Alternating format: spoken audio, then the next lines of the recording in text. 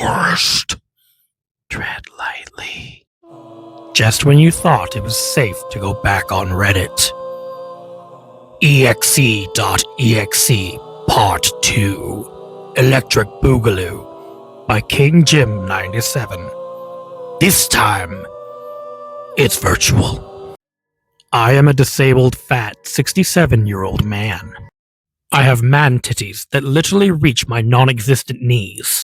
And I ride a mobility scooter because public transport can't support my fat ass. And no car in existence is large enough to withstand the massive girth which is my body. Being the unique specimen that I am means therefore that I am permanently unable to go outside.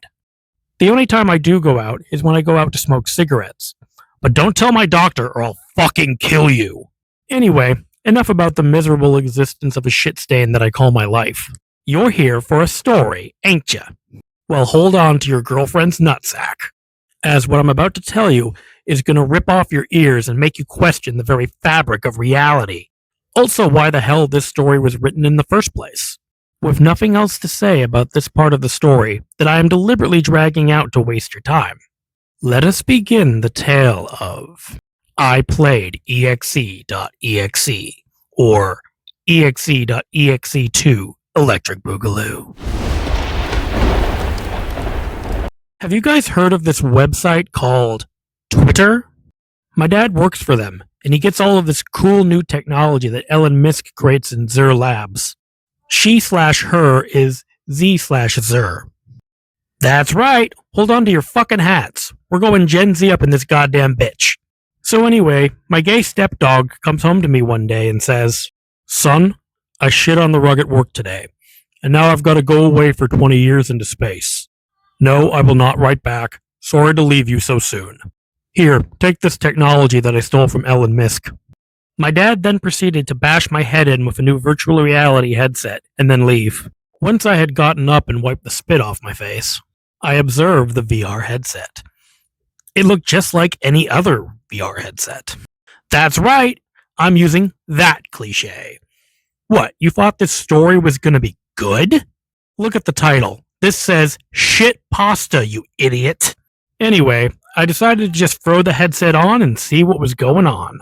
The headset booted up, and it was basically in that area you would be in if you ever used a MetaQuest 2. I had a pre-decided avatar. However, this was when I realized that something was up. My avatar was that of Danny DeVito. He wore a trench coat, and he looked like he had just smelt someone crack an overly eggy fart. In fact, the more I looked at the Danny DeVito avatar, the more I realized that the smell was myself. That's right, Danny DeVito made me shit myself. Not many people can say that. But anyways, I moved my arms around a bit, and the avatar moved exactly as I did. Wow, this is cool. Too bad the avatar is this guy. Who even knows who he is? That was when the screen distorted and went black, until the only thing visible was the head of Danny DeVito. This is what he said. "Hey, kid, what's the big idea? You got no idea who I is? I am the one and only Danny fucking DeVito. I was the goddamn Lorax in the Lorax. How do you not know me? Danny, I don't have time for this or you. I have a story to get on with, and we keep artificially extending it for no reason at all."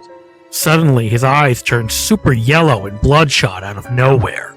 Which is when I turned off the headset, because that's when I remembered he is not the villain of the story. Putting the thing back on immediately booted me into a game. It was a first-person shooter game. It looked like Call of Duty Zombies in terms of gameplay, and had really good sound design and gun control. But the enemies were all cute little fluffy rabbits that looked like they just wanted to be friends. But they also had guns, which made being friends impossible. Seeing no other options, I did the only thing that seemed logical at the time. I decided to go to town on them. That one cool song from Doom Eternal started playing as I was smashing them and burning them, turning them into paste! This carried on for approximately 79 stopwatch seconds. I made it to round 10, and then there was a boss wave. I checked my ammo. I had one magazine left. "Tickle their bums!" came a disembodied voice that sounded oddly like Arnold Schwarzenegger.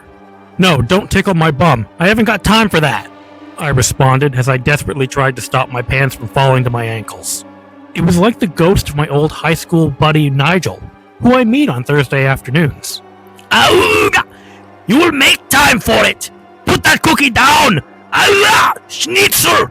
I struggled against the monster for what felt like 10 trillion years. Eventually, I gave in and let my pants drop, followed by a loud fart coming from my ass. "Blah! Disgusting! How did you do that?" The ghost continued making Arnold noises. The noises themselves were all hyper-realistic, which made my ears bleed. It was like listening to Justin Bieber for the first time again, and I cried like the little bitch that I was. The tears fell onto my mobility scooter.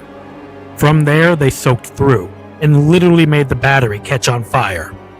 That's right, water is flammable. Why?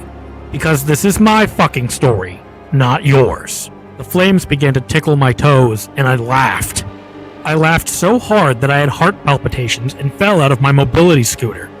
This is why I shouldn't have gone on Reddit. Who was phone? That's the end. You can go now. Fuck off!